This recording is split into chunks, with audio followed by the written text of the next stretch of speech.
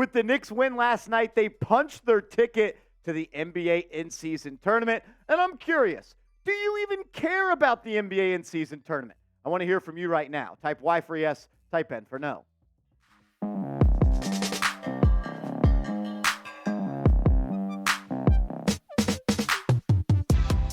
Yo, what's going on, everybody? You're watching Knicks Now by Chat Sports. I am Marshall Green. In today's video, we're going to talk about the NBA in-season tournament, who the Knicks are going to play, when they're going to play, and what they are going to have to do, and who they'll have to beat if they want to be the Las Vegas NBA in-season tournament champions. And then we're going to talk about Scott Perry, the former GM for the Knicks. He had some words about OG Anunoby and the Knicks. But here you get a look at the full bracket of this in-season tournament. The New York Knicks will be traveling to Milwaukee to take on Giannis and Damian Lillard on Tuesday, December 5th. Tip-off will be 7:30 p.m. Eastern. If the Knicks do win that game, they will advance, and then they will play the winner of the Pacers and the Celtics. And whoever wins that game is going to the championship, and then we'll match up against a team in the Western Conference. Let's go back and rewind the clock and talk about when the Knicks played the Milwaukee Bucks earlier this year. The Bucks ended up beating the Knicks 110-105 on November 3rd earlier this month. Remember, that was the game that Jalen Brunson had 45 points. There was nobody on the Milwaukee Bucks team that could guard him. But at the end of the day, the Bucks pulled away. Damian Lillard hit a deep three, and then he drove to the cup and got fouled and converted the and one to essentially put the game on ice as the clock wound down. So it's going to be a good game, and I think the Knicks can't beat the Bucks, but I expect it to be a close game. And I've kind of come around on the in-season tournament a little bit. Some people are saying, Marsh, you only care about it because the Knicks are in. You're not lying. But I have come around a little bit on the in-season tournament. Why? Because you, me, and Dupree, we all enjoy highly competitive hoops. I like to see the best players in the world play the game that I absolutely fell in love with as a young kid at the highest possible level. Could this potentially feel like a playoff game?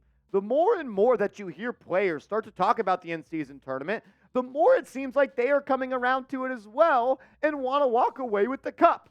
Maybe not the cup, maybe the $500,000. We saw Julius Randle post-game last night talking on MSG Network about how this team is guys from 1 to 15. And that type of payday really helps out a guy on the end of the Knicks bench, maybe like a Daquan Jeffries or a Ryan Arcidiacono or Dylan Windler.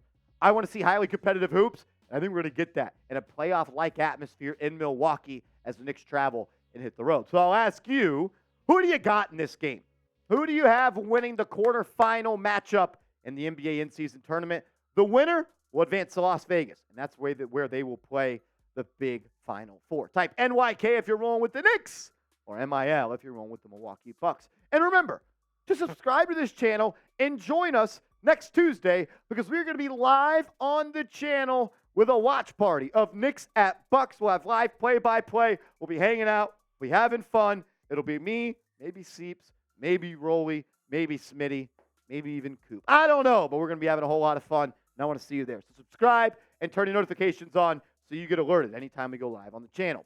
Coming up next, former Knicks general manager Scott Perry, who now works for ESPN, went on a podcast, and he was asked about the Knicks potentially trading for OG Anunoby.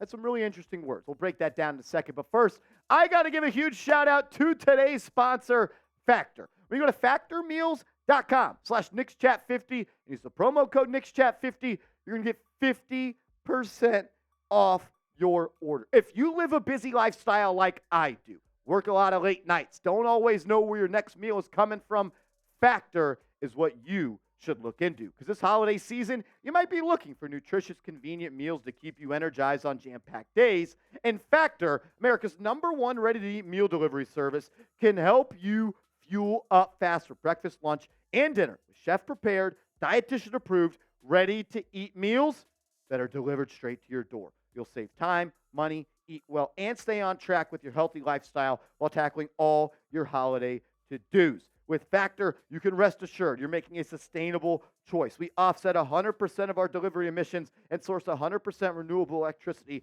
for our production sites and offices. I came home from work the other day. The Factor box was on the doorstep, and it felt like Christmas and I don't got to worry about where my next meal is coming from. I don't got to overspend and overpay for takeout or fast food. I'm eating healthy, I'm feeling good, and I'm staying prepared with Factor. Head to factormeals.com/KnicksChat50 and use code KnicksChat50 to get 50% off. Save yourself some money. That's code KnicksChat50 at factormeals.com/KnicksChat50. Remember, 50% off. I'll put all that information in the comments and description of today's video. All righty, Scott Perry, former Knicks general manager, works for ESPN now. And he's been pretty vocal. I mean, obviously, ESPN is paying him to talk hoops. He's been talking about the Knicks a lot. And when he talks about the Knicks, I listen. He spent multiple years as this general manager. He was a big part of constructing this team. He knows them inside and out, and he knows what Leon Rose and Worldwide West want to accomplish. Well, he was on the Hoops Genius podcast, and he was asked about the Knicks maybe potentially being interested in a guy like OG Anunoby. He said this: he's a two-way player. He can defend. He can take the challenge. He's strong, so he matches up well at 6'8" against most small forwards in the league. He can knock down open shots. He can play off other good players. If he were a guy to come to the Knicks, he'd be playing off guys like Randle, Brunson, and RJ Barrett. I think that's a very good name. I don't want to put him out there like that, but if that did come to pass, I could see him as being someone who would fit on that roster. And I 100% agree with what Scott Perry had to say right there. When you talk about on-court fit and kind of what the Knicks lack and what they could use a little bit more. If he doesn't check absolutely every box, because I do still think the Knicks need another playmaker. I think they need another guy that can create with the ball in their hands for themselves and others. But when you talk about an elite perimeter defender and another knockdown shooter from three, OG Anunoby fits that bill. He would be a perfect on-court fit. He is an elite 3-and-D player. When you talk about guys that get it done on the offensive end and do a little bit more on the defensive end, Anunoby is the type of guy you think of. You look at what he's done so far for the Raptors this year in 14 games played, he's doing what he always does, averaging about 15 points to go with 4 rebounds. Steals per game only at 1.0. Last year it was at 1.9. That was number 1 in the association, and he's consistently top 10 in deflections per game. But what I want to talk about is the three-point percentage for OG Anunoby. You saw right there he's shooting over 40% from 3. That's a career high. But the thing is, he's doing that on 6.4 attempts from downtown, which is a career high. Prior years, 38%, 36%, 39.8%, 39%. The dude is getting better and better, and I believe that he can add more and more to his offensive game. We all love OG Anunoby. I know my guy Carl watching right now. He's a big OG Anunoby fan.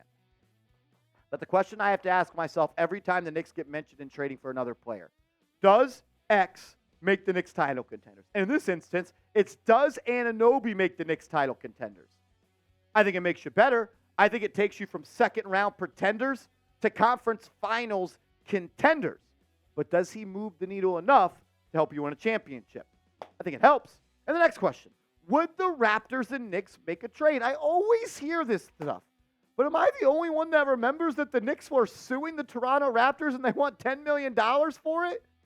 Look, Masai Ujiri and James Dolan, they don't like each other. I doubt a deal is going to get done. Could be wrong. If I am wrong, I'll come up here and I'll say the stupid guy with the widow's peak was wrong. I just don't see a way that happens. Also, something to keep in the back of your mind when you're talking about an Anunoby trade. He's a free agent after this season.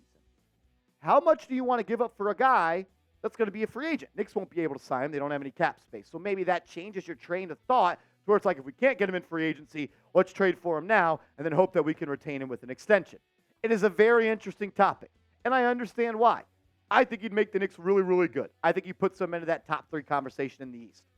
I don't know if it's enough, though, to beat the Boston Celtics or the Milwaukee Bucks in a playoff series. I hope I'm wrong. I'll ask you, should the Knicks trade for Anunoby? Type T for trade, type P for pass. And it also comes down to this. What is the price? Last year, there was a team that reportedly offered the Toronto Raptors 3 first-round picks for Anunoby. Masai Ujiri said no. We don't know if those were protected picks or we don't know if they were unprotected. So it's a little bit ambiguous right there. But what's the price? You look at what the Knicks have on their roster. They're not trading Jalen Brunson for him. They're not trading Mitchell Robinson for him. I don't think they're trading Julius Randle for him. I'm not trading Emmanuel Quickly for him. You can't trade DiVincenzo till December 15th. I don't think you're trading him. I don't think you're trading Josh Hart for him, and I'm pretty sure you can't trade Josh Hart until after the trade deadline. So that leaves a guy like Quentin Grimes and Evan Fournier. Do I want to give up Quentin Grimes, Evan Fournier, and picks for OG Anunoby? It's an enticing package, but I'll say this. It still means the Knicks would have a 9-man rotation, and I think that would also mean less RJ Barrett, less Emmanuel Quickley, less DiVincenzo, and less Josh Hart. The Knicks need to make a consolidation trade. 2 of their rotation players for 1 rotation player to add. Now, I'm not trading 2 rotation players and picks for OG Anunoby at this current juncture. As always, just want to say thank you, and I appreciate you for tuning in. If you want to continue the conversation on the Knicks and OG Anunoby or the NBA in-season tournament, find me on Twitter at @MarshallGreen_.